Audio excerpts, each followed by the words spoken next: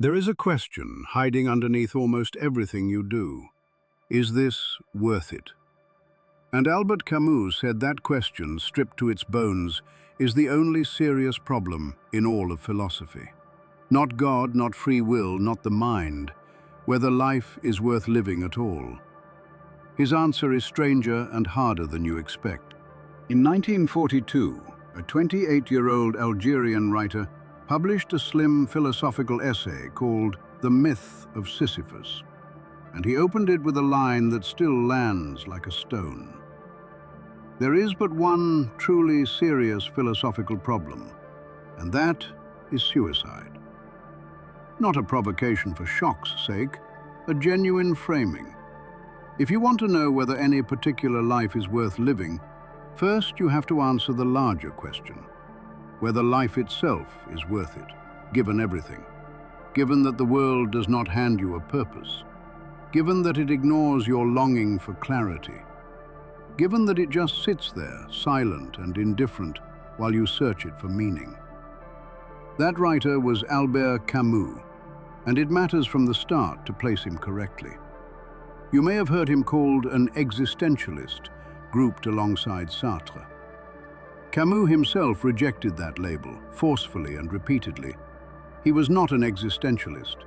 He was a philosopher of the absurd, an absurdist. And the distinction is not just academic. Their answers land in completely different places. Camus is asking the foundational question, not how do I construct meaning in a godless world, but whether the confrontation between you and that godless world is survivable at all, and what it even means to survive it honestly. The myth of Sisyphus is the attempt to answer, and the answer does not arrive where you think it will. Before you can get there, you have to understand what Camus means by one specific word: absurd. Not the way we use it casually, meaning ridiculous or weird. Something sharper, something that will change how you see your own day. Most people, when they first encounter Camus, assume the absurd is a property of the universe. The universe is absurd, they say, cold, meaningless, indifferent. But that is not quite right, and the correction matters enormously. For Camus, the absurd is not something the universe has. It is something that happens between you and the universe. It is a relation, a confrontation, what he calls a divorce. On one side is you, the human being, with what Camus describes as a wild longing for clarity, for unity, for something to tell you why you are here and what it all adds up to. On the other side is the world, offering only its unreasonable silence, its total indifference to your question. You call out, and nothing calls back. Neither side alone is absurd. You are not absurd. The universe is not absurd. The absurd is the collision between the two, the gap between what you reach for and what you receive. You can feel it in ordinary moments. You pause in the middle of a Tuesday and wonder what this is all for, and the room gives you no answer. You look at the fact of your own mortality and want some larger frame to put it in, and there is no frame. You search the world for significance and find only more world. That collision between your need and the silence, that is the absurd. Not a philosophical abstraction, but a lived experience most people have felt without knowing what to call it. Camus is not saying that feeling is new. He is saying that almost everyone lies to themselves about it, and he intends to stop. Once you have felt the absurd clearly, the pressure to escape it becomes enormous. Camus identifies two main exits that people take, and he closes both of them. The first is physical suicide.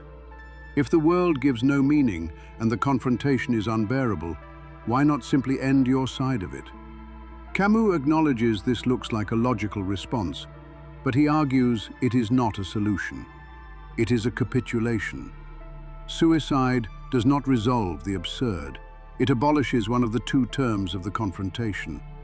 You are not answering whether life is worth living. You are opting out of the question entirely.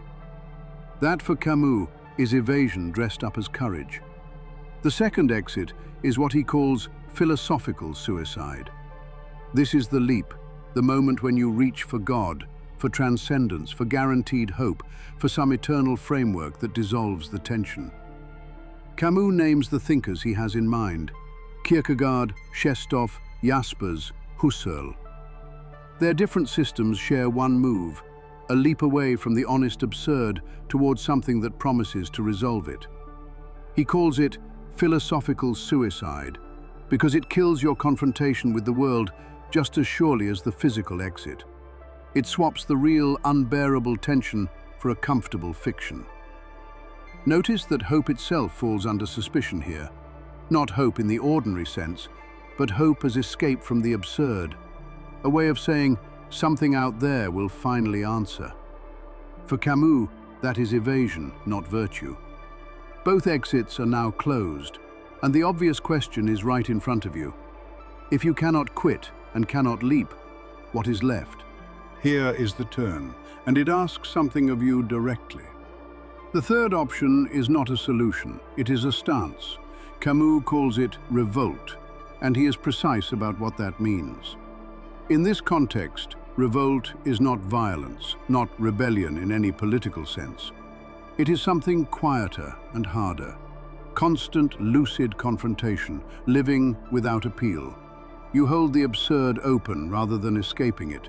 You keep both sides of the tension alive, your need for meaning and the world's silence, and you refuse to flinch from either. You never stop demanding meaning, and you never pretend the demand has been answered. You look at your situation with complete clarity, with no borrowed comfort, and you choose to stay inside it, awake. Camus names three consequences of the absurd that follow from this: revolt, freedom, and passion. Revolt is that constant confrontation. Freedom arrives when you release the false hope of a purpose handed from somewhere else. You are no longer waiting for permission to live. And passion is the result, not despair but intensified engagement with what is actually in front of you. You live more, not less, fully in the present, not leaning toward a future that will finally make things right. This is where absurdism parts company with nihilism, and the parting is sharp. The nihilist says, nothing matters, so give up. Camus' answer is the opposite. Nothing is handed to you, so be fully awake, fully alive, without pretending otherwise. Not resignation, revolt. Not less, but more. Not waiting for a better life, this one, lived with open eyes. Camus has a picture for what that looks like. There is an old story from Greek myth. Sisyphus was condemned by the gods to roll a boulder up a mountain for eternity. Every time it nears the summit, it rolls back to the bottom. He descends. He picks it up again. He pushes. It rolls back, forever. Camus chooses Sisyphus as his image for the absurd human condition, and the moment he focuses on is not the struggle upward, it is the descent, the walk back down to the fallen stone, the conscious pause between one attempt and the next. That pause is everything. In that pause, Sisyphus is fully aware of his situation. He has no illusions about the boulder, no hope this time will be different, no God about to intervene. He knows exactly what he is and what he faces. That lucidity, that scorn for his condition, is what makes him superior to it. He owns his fate rather than being owned by it. The rock is his. The mountain is his world. The absurdity belongs to him and no one else. Camus is not saying the suffering is fine. He is not asking you to pretend the boulder is light. He is asking you to notice that the person who sees their situation clearly and refuses to be crushed, who lives inside the full weight without despair, has arrived somewhere. Something like dignity, defiance calm enough to look almost like peace. He closes the essay with 2 lines. The struggle itself toward the heights is enough to fill a man's heart. One must imagine Sisyphus happy, not solved, not rescued, happy inside the one life he has, lucid and still pushing. Camus does not solve the absurd, and he never promises to. The tension between your need for meaning and the world's silence does not dissolve. It stays permanently. That is the point. What changes is what you do with it. Not the leap, not the exit, but revolt. The refusal to flinch. Full presence inside the contradiction with no false comfort. Sisyphus happy because he sees clearly and chooses the boulder anyway. Is that enough? Only you can answer that. Tell me in the comments where you land. If you want to keep sitting with the questions most people avoid, subscribe and stay curious.